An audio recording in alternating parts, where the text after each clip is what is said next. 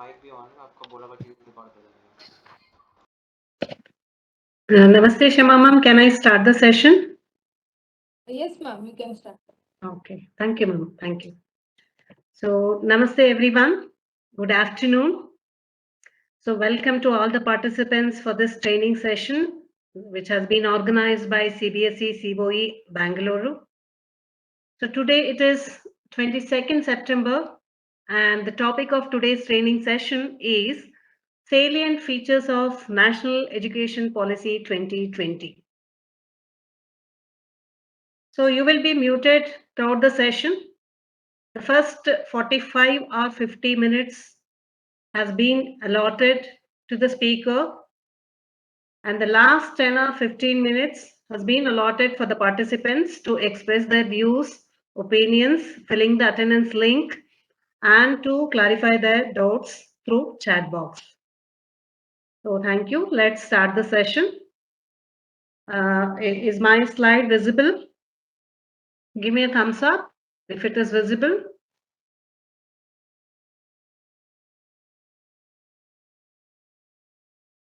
Right.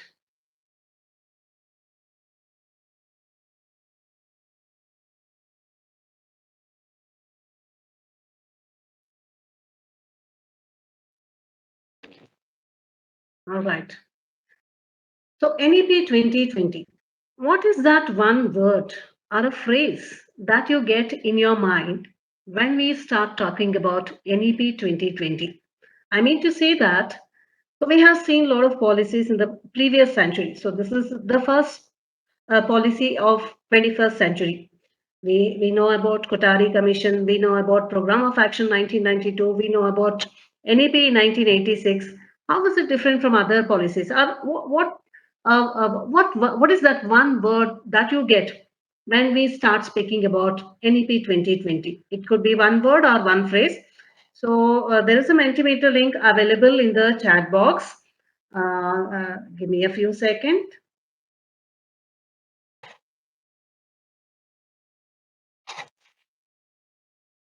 Just a moment.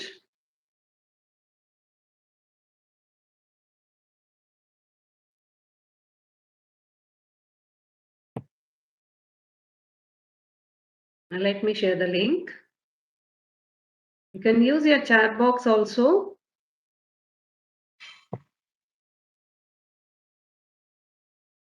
Right.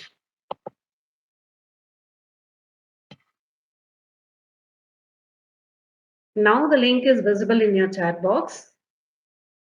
Are you able to see the link? Please click the link and just share your responses. What is that one word which you get when you listen to the word NEP 2020? Or you can also express what's your understanding about NEP 2020. Or you can give an adjective for NEP 2020, whatever.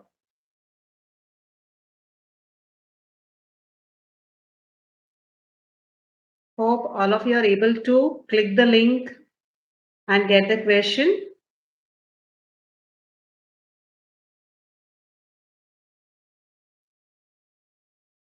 Right. So participants have already started responding. Critical thinking, integration, revolutionary rules regarding education. Wow, wonderful. Are you able to see that Mentimeter screen?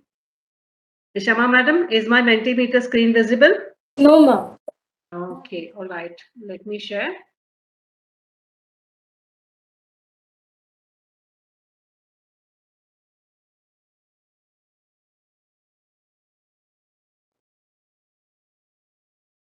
Now, madam? Yes, ma'am, visible. Yeah. So holistic development, NEP means holistic development, inclusiveness. Wow, new era of education, quality education. Yes, it builds critical thinking, learner-centric.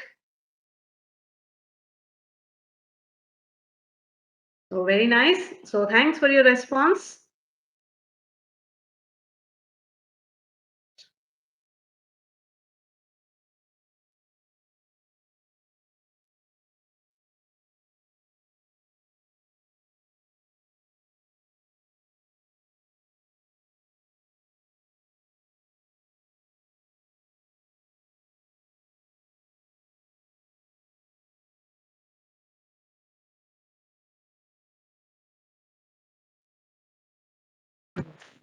I hope my screen is visible, which talks about background of NEP 2020, right? Okay. Not visible. Shama ma'am, background of NEP 2020. Yes, visible. Thank you. So it is the policy 21st century first education policy. So this replaces the previous education policy, which is 1986, and that has been modified. That was modified in the year 1992. A committee was formed under former Union Cabinet Secretary TSR Subramanian, and that started with the consultation process for the formulation of national education policy. So committee was formed and committee submitted a report in June 2017. So based on the committee's report, the draft of NEP was prepared by a panel, and that panel was led by ISRO former chief Krishnaswamy Kasturirangan, and the draft was submitted in the year 2019. The draft of National Education Policy 2019 was later released by MHRD for public consultation. Over 2 lakhs of suggestions came from Gram Panchayats, blocks, village blocks, urban local bodies, and districts. The outcome of all these processes is the National Education Policy of India, that is NEP 2020. So that was approved by Union Cabinet of India on 29 July 2020. So this is about the history of National Education Policy 2020.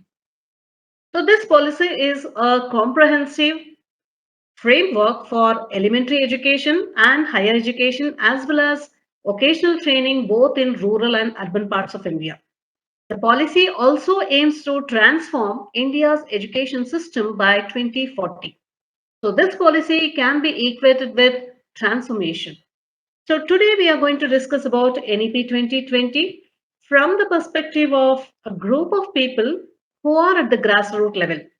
So who are at the grassroots level in the education system? Of course, that is we teachers, students and parents. So why? Because the policy is very beautiful, and definitely it is a transformative one. So thorough research has been made to formulate the policy. So this policy will be successful only when the ideas of the policy are percolated to the people who are working at the basement. So who is working at the basement? Yes, it is we teachers. So let's understand. So we teachers, as we are at the basement, we need to understand the policy properly. So let's start understanding the National Education Policy 2020 by understanding it, by going through its vision. So torch bearers, are you ready? Can we have a thumbs up here? Yes. So let's go through the policy to understand and to know about what is it for a teacher. So what a teacher should be knowing about NEP. What is the role of a teacher in implementing the policy at classroom level or at the school level? So let's look at the vision of the policy. The first vision. So vision means it's like a learning outcome. So before you go to any class or before we teach any lesson, so we should be aware of the learning outcomes, and the learning outcomes must be informed to the students. So similarly, before implementing the policy, this National Education Policy 2020, we should understand the vision of this policy. So the first vision is to make the country a global knowledge superpower by providing high education to all the students. And the second aim is to rebuild the curriculum and pedagogy, which should be able to develop among students a deep sense of respect towards fundamental duties and constitutional values, bonding with one's country, and a conscious awareness of one's roles and responsibilities in a changing world. So that means all citizens in future will have a deep sense of respect towards fundamental duties and constitutional values and will be able to demonstrate their roles and responsibilities in changing the world. So look at the vision. We are aiming for global citizenship. So the vision of this policy is to instill among learners a deep-rooted pride in being an Indian, and not only in thought, but also in spirit, intellect, and deeds, as well as to develop knowledge, skills, values, and dispositions that support the responsible commitment to human rights, sustainable development, and living and global well being, thereby reflecting a truly global citizen. So every citizen of our country will be able to demonstrate their pride towards country through skills, values, dispositions, so which support the responsible commitment to human rights, sustainable development, and living. So NEP 2020 has a very broad vision, and to realize this vision, what is the pathway? What are the stepping stones? So let's move to the next slide. So this is about NEP key points in school education. So that is, let's walk through the principles of national education policy. So what does it mean for a school education? So there are some fundamental principles of this policy which guide the education system at large and individual schools. So the first principle is to recognize, identify, and foster the unique potential of every student. Because for us, every student is unique and all are born with one or the other potential. And being a teacher, it would be our role and it would be our duty and responsibility to help the children in discovering their strengths, our potential, and to nurture them that would really promote the holistic development of every child. And the second principle is to help the children in achieving foundational literacy and numeracy by when they attain grade 2. So that means, when they complete grade 2. So that is when all the students who enter grade 3, they should be able to read, that is basic reading, basic writing, and basic arithmetic. So these are all very essential for learning. So without achieving this, further learning will not happen. So all the students, when they enter grade 3, they should be able to read, write, and do the basic number operation. So teachers who are handling preschool or grade 1 or grade 2, so they have to work towards achieving the minimum FLM, that is foundation literacy and numeracy. So this will be the top priority of preschools and grade 1 and grade 2. Third principle is about students' liberty, the flexibility for every child to choose the subject in accordance with areas of their interest. And thereby, they are allowed to pursue their passion, pursue their interest. So this will happen at the secondary level. Any kind of combination in subjects is allowed. So there could be a combination of physics, economics, and music, chemistry, accountancy, and biology. So any kind of combination. So students will have that flexibility. So why such kind of flexibility has been given? In order to allow their passion, in order to allow them to pursue their passion, pursue their interests.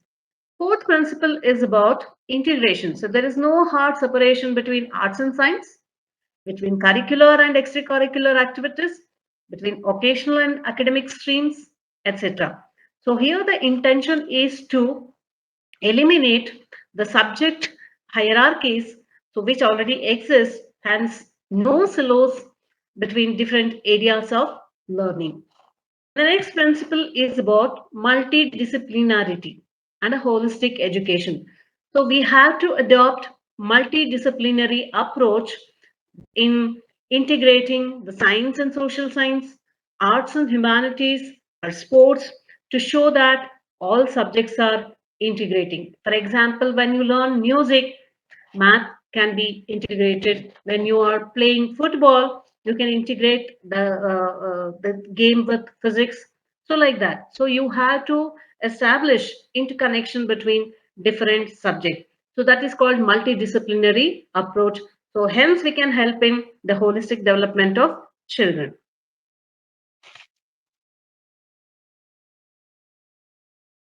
Yeah. So next, the sixth principle is about emphasis on conceptual understanding, emphasis on building creativity and critical thinking.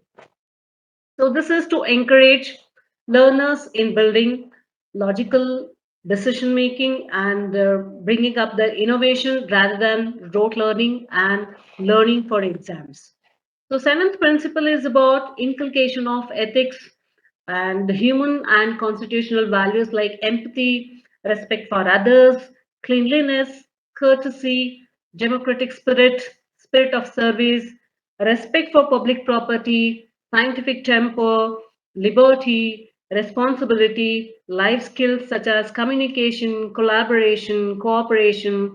So all this. Next principle, that is the eighth one, it is about promoting multilingualism and the power of language in teaching and learning. So here, language, we should not consider language as a barrier for learning. So we can go for bilingual instruction or multilingual. So this can be encouraged. So focus on regular formative assessment for learning rather than summative assessment in order to eliminate exam stress or exam phobia or mushrooming of coaching center. Nowadays, we can find a lot of coaching center, especially for grade 10 and 12. So in order to eliminate all that, we can focus more on formative assessment than on summative assessment or board exam. So the 10th principle is about extensive use of technology in teaching and learning and removing language barriers, increasing access for Divyang students, that is special students, and education planning and management. 11th principle is about respect for diversity and respect for local context in all the curriculum, pedagogy, and policy, always keeping in mind that education is a concurrent subject. So we know that India is a land of diversity, which has been divided into different states based on language and culture, but still we are all Indians and we celebrate that oneness. So this kind of oneness, the respect for diversity and respect for the local context should be brought in all the students through curriculum and our pedagogy. The next is about equity and inclusion, so which are the cornerstone for all educational decisions to ensure that all students are able to fit in. They are able to we are able to accommodate all kinds of students. Not only that, we should also help all kinds of students to excel in education system. So next is about teachers and students, the last two principles. So teachers, we know that being the torch bearers, so we must we are like the heart of this learning process. So their recruitment, continuous professional development, positive working environment, condition, service environment. So all this will be taken care by the government policies and the system. The last thing is about the last principle is about learners. So they are in the center of learning. If we are at the heart, learners are in the center of learning process. So that means we need to adopt learner centric approach. Of course, about this learner centric approach we are going to discuss in upcoming slides. So let's move on to assessment. You can use your chat box for this assessment. So you can just say yes or no. You can use your chat box. So there are few statements. There are four statements. The first statement is NEP 2020 helps the students to discover their potential. So will it help in yes, yes, yes? Definitely, the new education policy is going to help the children in discovering their potential. English will be the medium of instruction in lower classes. Is it yes?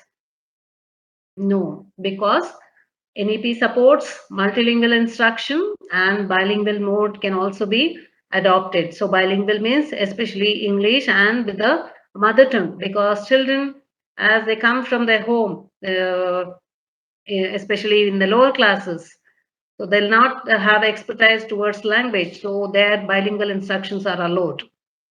So we can adopt different mediums of instruction. And the third statement is about learners will have the freedom to pursue their interests. Do they have flexibility?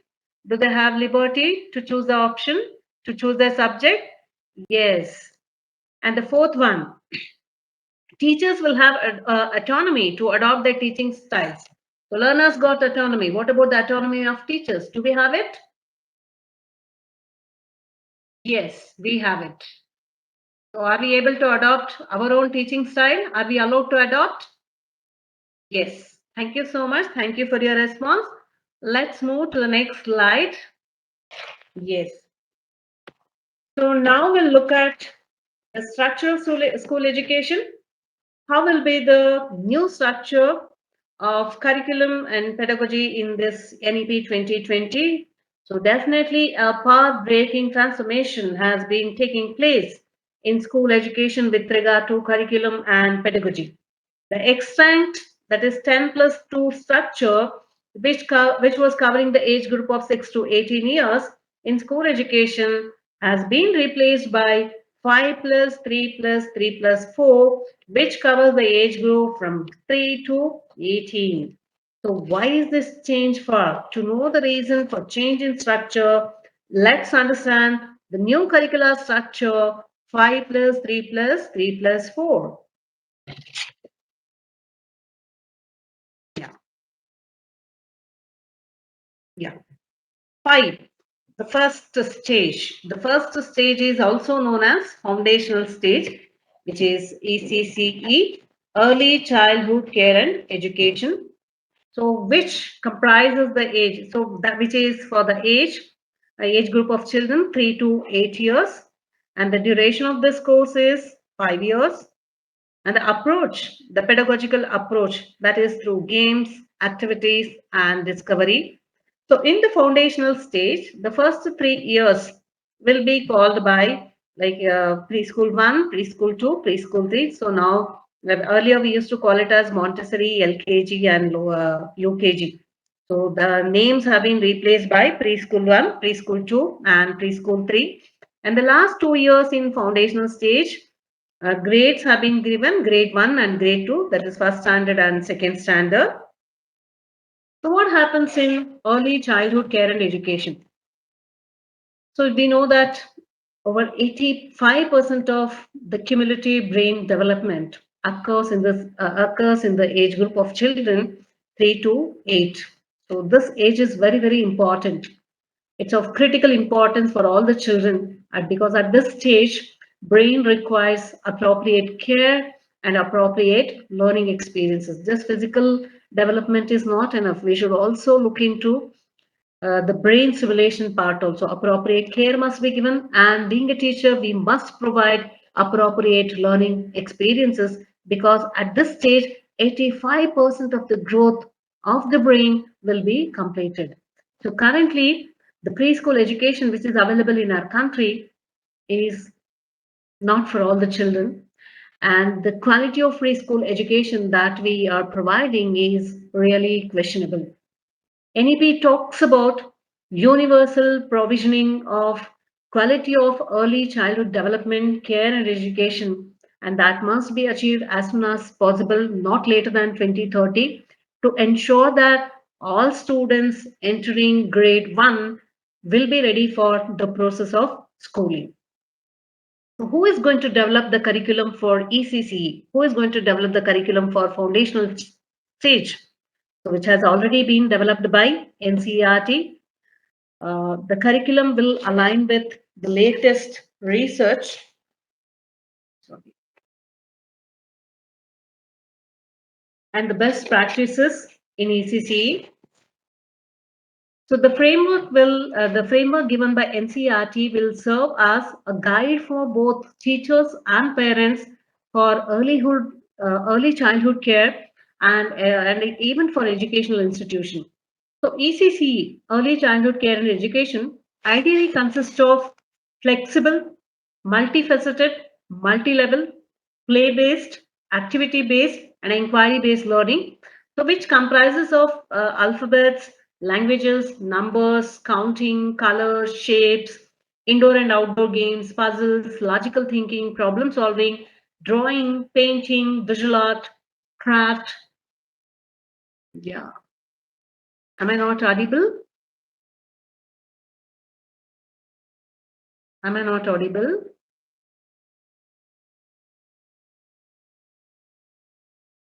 Am I audible? Yeah. Thank you. Yes. So these are the activities and the concepts covered by ECCE system. What is the pedagogical approach? What is the teaching strategy? So teaching strategy for preschool and grade one and two is most of the time it should be story based. It should be through games, through songs, that is through arts, music, dance, and all.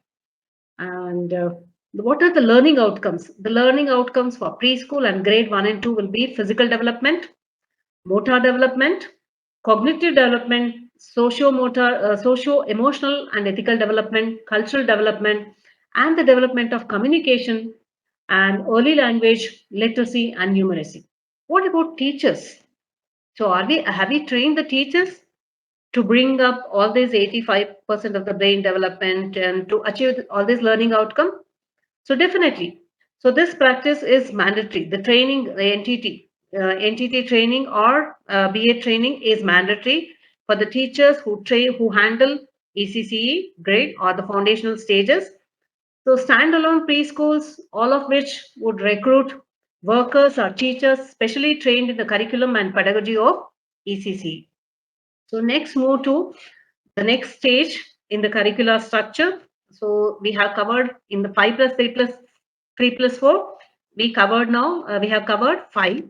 So next we'll move to the next stage, that is for 3 years, that is preparatory stage. So preparatory stage will cover the children of age group 8 to 11 years, and the duration of course will be 3 years, and the classes, the grades. So grade 3, grade 4, grade 5. That is third standard, fourth standard, and fifth standard. So what is there in the curriculum of this preparatory stage?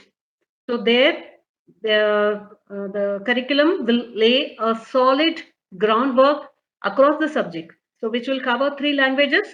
The first language is English, second language will be regional language, and third language is optional like Hindi, Sanskrit, other languages.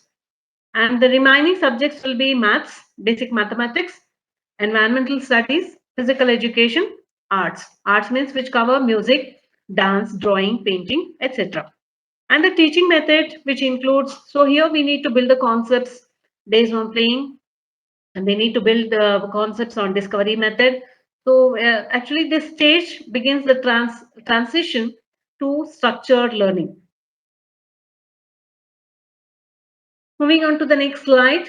So now we covered 5 plus 3. Now we are moving on to the next 3 years, so which is middle stage. So middle stage here, which covers the children of age group 11 to 14 years. And this is the stage where the adolescent is, the stage of adolescence is going to begin. And the duration of this course will be 3 years. And the classes covered in this stage will be 6th standard, 7th standard, and 8th standard. And all subjects will be introduced, including 3 languages, maths, science, and social studies, and co-curricular subjects which include physical education, sports, and arts, music, dance, and all. Vocational subjects can also be included. Teaching methodology. So that will be built on hands-on experiences. So hands-on experiences must be provided for the children to build the concepts in different subjects. Moving on to the next stage, the secondary stage. Secondary stage comprises of the children in the age group 14 to 18 years. So here, preparation for livelihood and higher education from transition into young adulthood. So from adolescence to they'll be turned into adulthood, and the duration of course will be 4 years, and the classes covered are 9th, 10th, and 11th and 12th. So curriculum comprises of languages and the subjects with greater depth, greater critical thinking, greater attention to life aspiration, and greater flexibility with regard to choice of subjects. So here in grade 9 and 10, children will have the access to occasional courses along with more traditional academic courses, with students having choice to mix and match in secondary level, especially for 11th and 12th. And the pedagogy, that is the teaching method, will be mostly based on projects based learning or experiential learning. Okay, come back to this point. So in ECC, we discussed about foundational literacy and numeracy. So children of grade 2, when they complete grade 2 or when they enter grade 3, so they should be able to read, write, and they should be able to do basic numerical operation. So here, when the survey conducted by government in 2017 and other non-governmental surveys, so which indicate that we are currently in a learning crisis. Around 5 crore of students who are currently studying in elementary school do not know reading, writing, and basic operations in mathematics. So FLN, foundational literacy and numeracy, is an indispensable requisite for all the future schooling and lifelong learning. Why? So without achieving this, so without knowing how to read, how to write, and how to do basic numerical operation, children cannot learn further. So that's a kind of uh, barrier. So that's a kind of hindrance. So without achieving this, they cannot move further. So this will be the top priority of National Education Policy 2020. So attaining FLN for all children has become an urgent national mission with immediate measures to be taken on many fronts with clear goals that will be attained in the year 2025. That is within a very short term. The highest priority of education system will be to achieve universal FLN, that is foundational literacy and numeracy in primary school by 2025. So the rest of the policy will become relevant for our students only if most basic learning requirement, so that is reading, writing, and arithmetic, is first achieved. So for this, teachers will be trained, encouraged, and supported with continuous CPD, that is continuous professional development program, to impart FLNs, and national repository of high quality resources on foundational literacy and numeracy has been made available in Diksha, that is digital infrastructure for knowledge sharing. National book promotion policy will also be formulated, and extensive initiatives will be undertaken to ensure the availability, accessibility, quality, and readership of books across geographies, languages, levels, and genres. So next, we'll move on to the assessment 2. Give me a few seconds to share the link. So here are the questions available. You can also use your chat box if the link is not working. Give me a few seconds to share the link.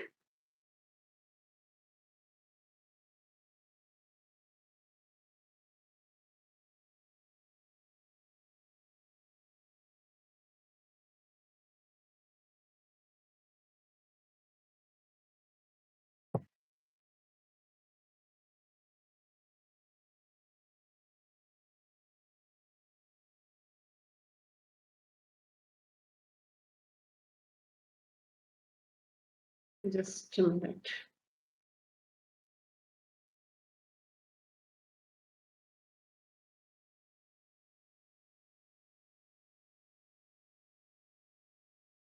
Yeah.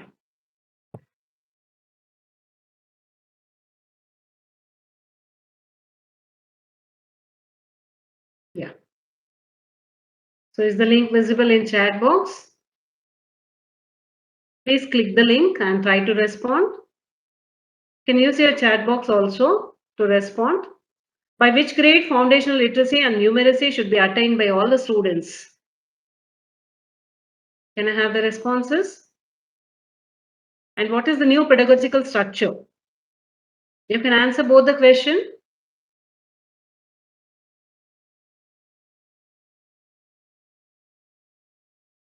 Yes, by which grade foundational literacy and numeracy should be attained by all the students? Yes, when they enter grade 3 or when they complete grade 2. So that's the right answer. The right answer is grade 3.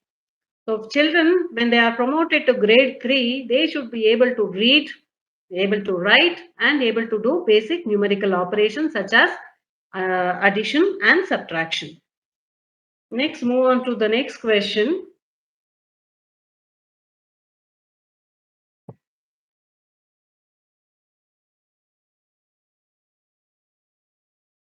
Oh, what happened?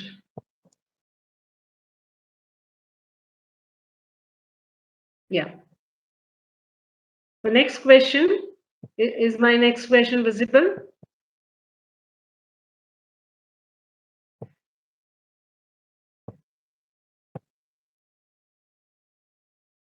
New pedagogical structure, curricular structure. Could you please answer that question? Link has already been posted in chat box.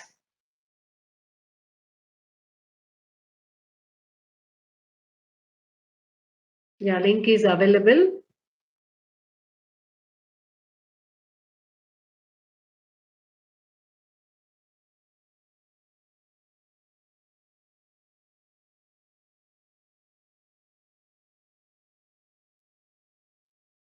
Yeah, the new pedagogical and curricular structure as per NEP 2020 is 5 plus 3 plus 3 plus 4. 5 is for foundational stage. Next 3 is for preparatory stage, that is grade 3, grade 4, grade 5. And the next 3 is for middle stage. And the last 4 is for secondary stage, grade 9 to grade 10, grade 11 and grade 12. So thank you for your responses. So let's move on to the next slide. Stop sharing.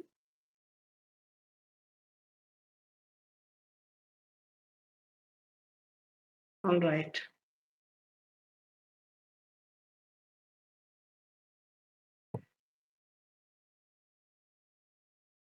Hope my screen is visible now.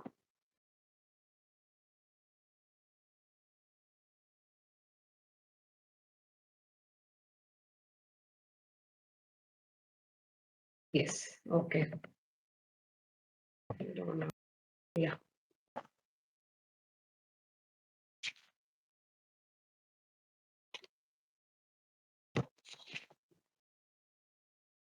So to achieve this national education policy, so we need to bring so many transformation in our curriculum and in our pedagogy assessment and all. So the first transformation will be with regard to load, reduction in curriculum load. So existing curriculum load, is that a constraint? Yes, many have expressed that it is a constraint for achieving expected learning outcomes. So to enhance the learning, that is especially essential learning and critical thinking, and to develop other life skills, curriculum content will be reduced in each subject to its core essential. Already we can see in grade 9 to 12, curriculum has already been reduced. So this is to create some space for true learning and true thinking. Curriculum would lay an emphasis on critical thinking and more holistic and inquiry based, discovery based, and discussion based and analysis based learning. The mandated content will focus on key concepts, ideas, applications, problem solving, and teaching in learning will be conducted in more interactive manner. Questions will be encouraged. Classroom sessions will be more of fun, creativity, a lot of creativity can be seen, collaboration can be seen, all that. So the reduction in content of school curriculum must be accompanied by parallel changes in school textbooks. All textbooks shall aim to contain the essential core material together with discussion, analysis, examples, and application with reference to national context as a whole and also local context. So, schools and teachers will also have the choice in textbook as they prescribe when they prescribe, so that they can easily connect the content to learners' immediate situation, or they can also develop some in-house material as per the local needs of learners, tradition, culture, vegetation, food, attire, occupation, etc. So here, weight of the school bags and books will also be reduced significantly. So next coming to introduction of knowledge of India in curriculum. So knowledge of ancient India and its contribution to modern India and its successes, challenges, and a clear sense of India's future aspiration with regard to education, health, environment, all this will be included in the curriculum, incorporated in the curriculum. Transformation in teaching and learning process. Teachers should shift their approach from traditional method to learner engaging method such as experiential learning, integrated pedagogy, peer tutoring, etc. Experiential learning means learning by doing or hands-on experiences shall be adopted not only in science and math but also in languages and social science through theater, role play, storytelling, etc. Integrated pedagogy means arts and sports shall be integrated with academics.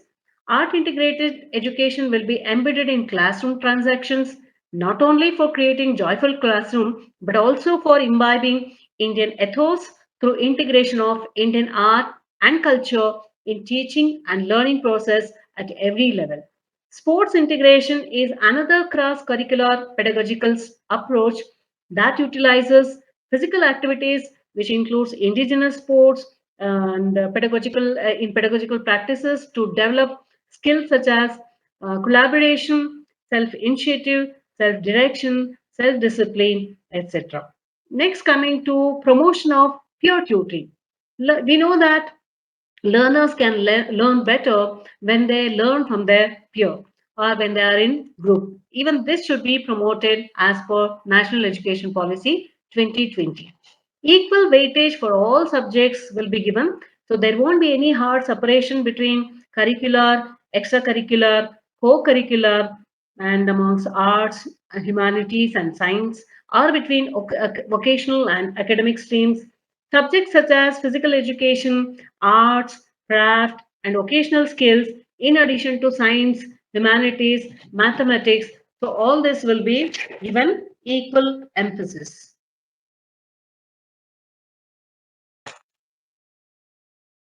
Yeah.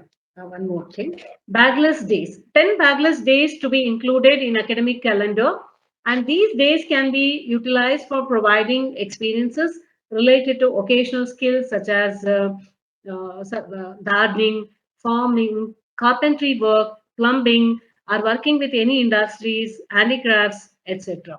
And integration of technology. So we are already aware that aware of benefits of ICT, that is integration of communication and ICT tools available, which can be integrated with any subject to enhance the process of learning as well as effective teaching. For example, in case of biology, you can use ICT tools such as 4D anatomy, GeoGebra when you talk about geometry, algebra in maths.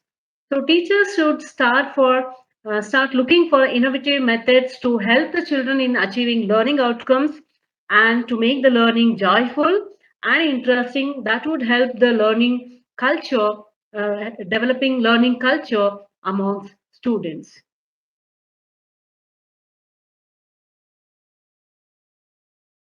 So one more assessment. This is assessment 3.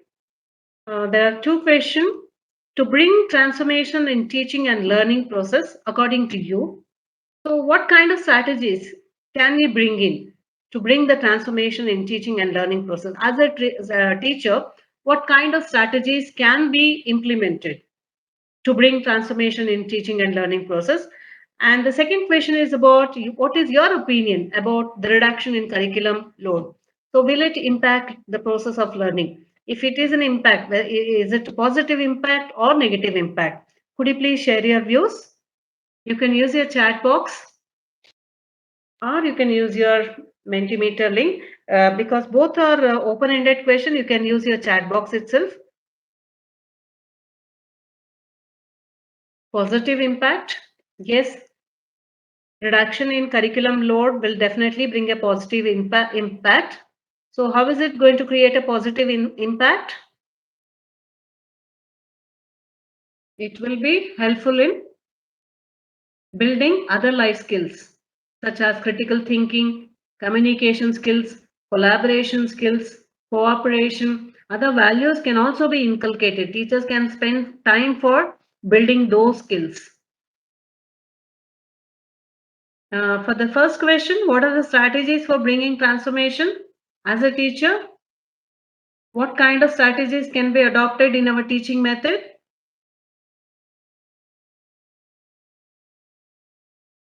Okay, taking them also, yes, very good. Hands-on experiences, right. Experiential learning, project-based learning, field work. So wherever learners have a scope to discover the concept, that kind of strategies can be implemented to bring transformation in the process of teaching and learning, nothing but education system. So thank you for your responses. Let's move on to the next slide. Yeah, multilingualism.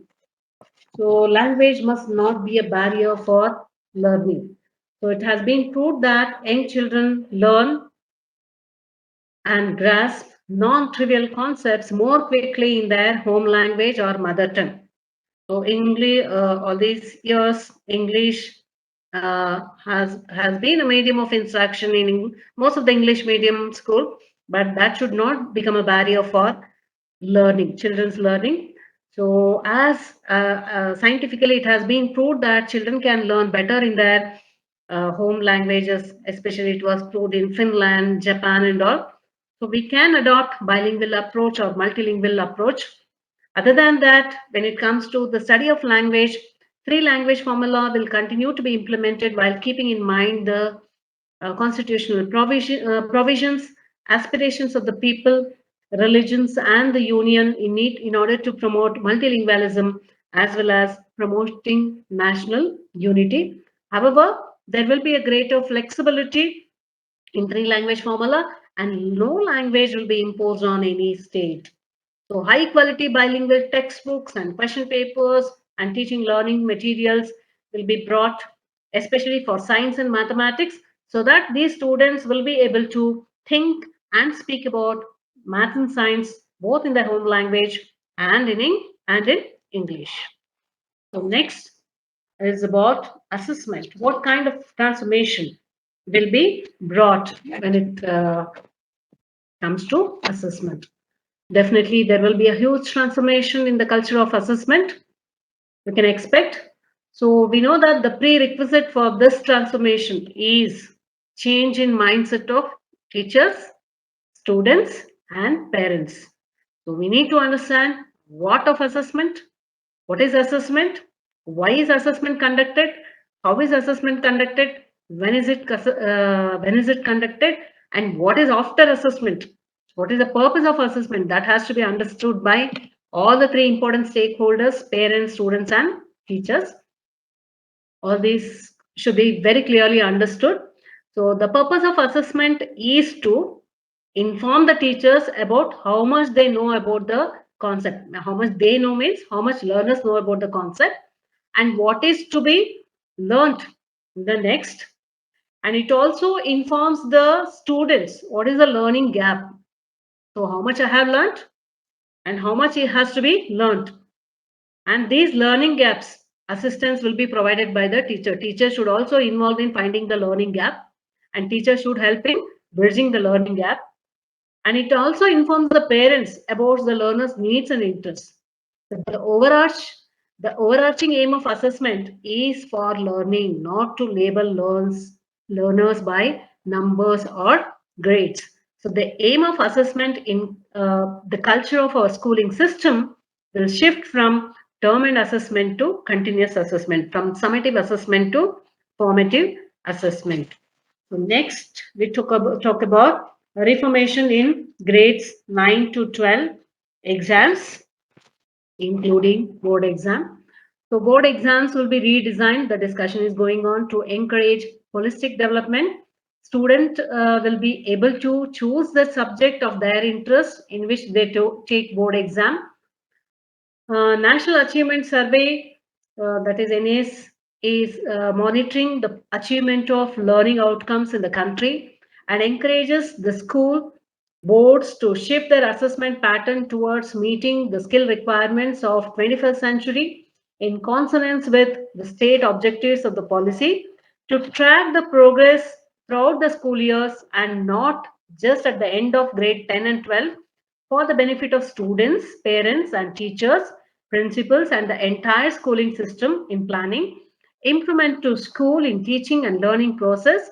All students will be take school examination in grade 3, 5 and 8, which will be conducted by appropriate authority. Next, so that's about assessment. After assessment, we need to record the assessment, and that must be shown in reflected in progress card. So what is the nature of progress card? How does it look like? So the progress card will be holistic, 360-degree, multi-dimensional report, which reflects in great details the progress as well as the uniqueness. What are the unique capabilities of each student in different fields, in different domains, cognitive domain, affective domain, and psychomotor domain. It will include self-assessment, peer assessment, and progress of child in project-based learning, inquiry-based learning, quiz, role play, group work, portfolio, etc., along with teacher assessment. The holistic progress card will form an important link between home and the school, and that will be accompanied by parent-teacher meetings in order to actively involve parents in their children's holistic education and development. The progress card would also provide teachers and parents with valuable information or on how to support each student in and out of the classroom. Yeah. AI-based software can also be developed and used by students to track their growth, track their assessment through the school year, throughout their school years, based on learning data and interactive questionnaires for parents, students, and teachers in order to provide students with valuable information on their strengths, area of interest, and need the area of focus. Yes, attendance link will be sent, and to thereby help them making optimal career choices. Next, what are we doing for gifted students or the students with special talents?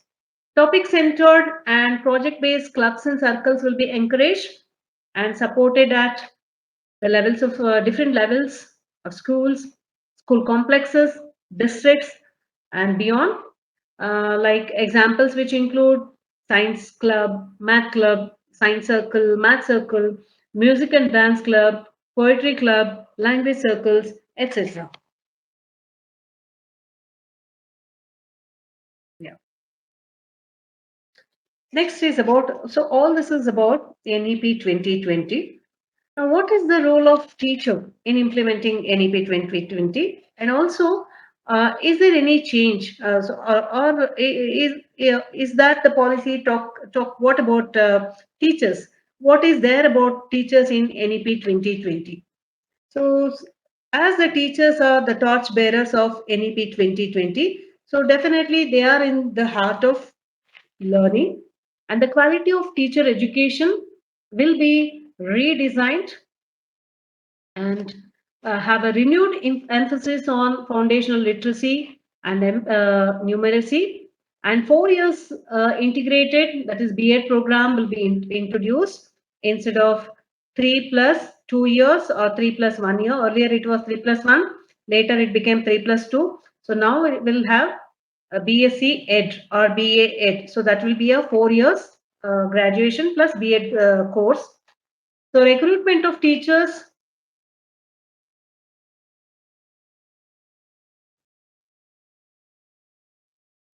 Yeah. Recruitment of teachers will be done through a robust process based on comprehensive teacher requirement planning at all schools, with preference given to local teachers and those fluent in local language, ensuring a diversity. The first step would be the teacher eligibility test and the practice of para teachers. That means the contract teachers or unqualified teachers, that will be stopped across the country by this year itself. Then coming to empowerment of teachers.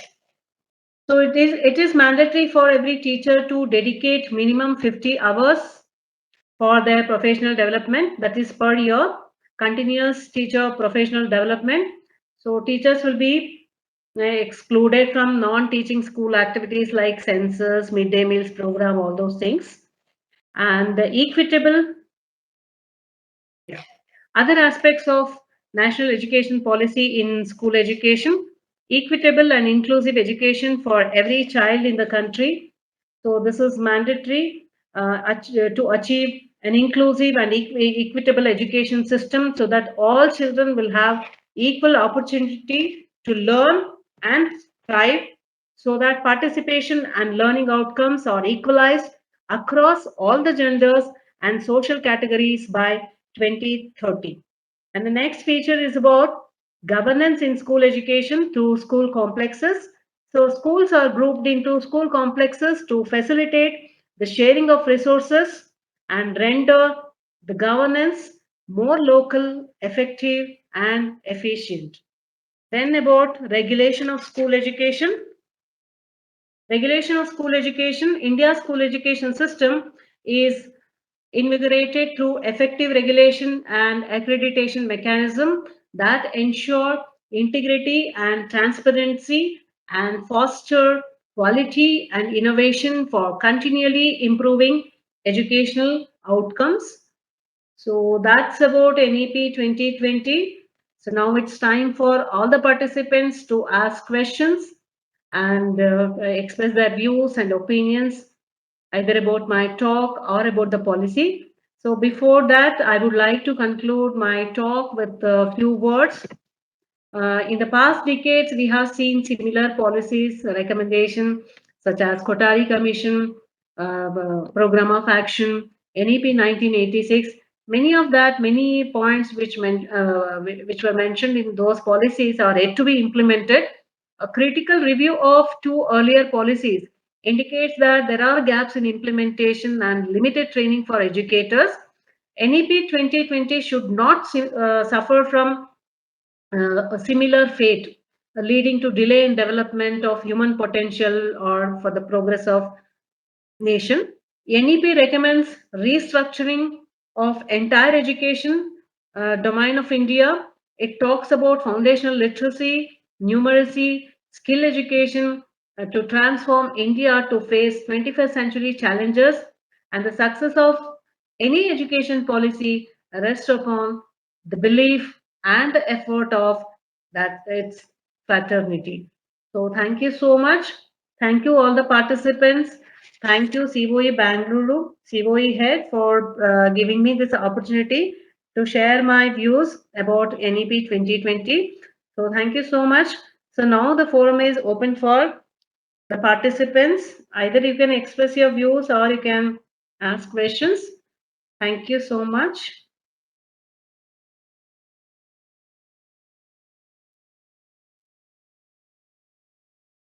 Yeah, you can ask question now. Attendance link, I think it has already been shared.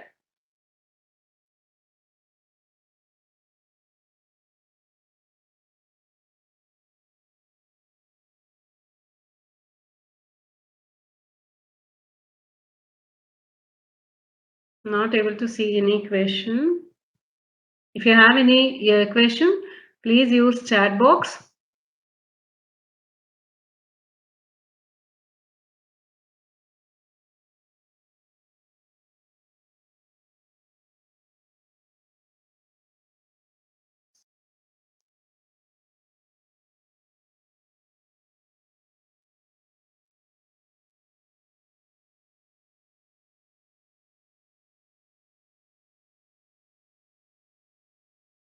Attendance link has been shared.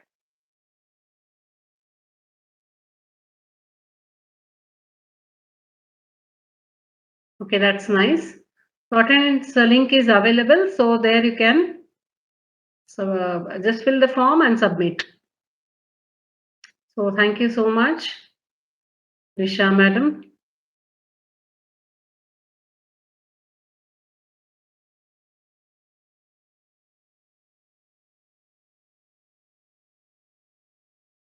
Yeah, attendance link has been shared again.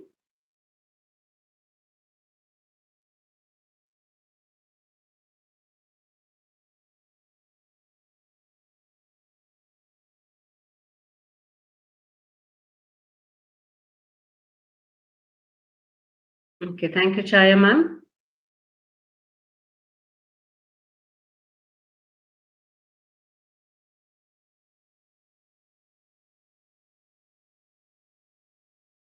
Have you all implemented NEP in your school? At your level? Okay, yes.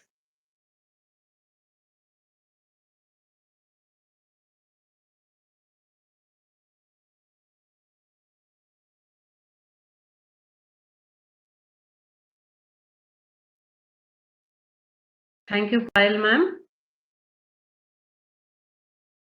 Attendance link has been shared. You had to click the link and open the form.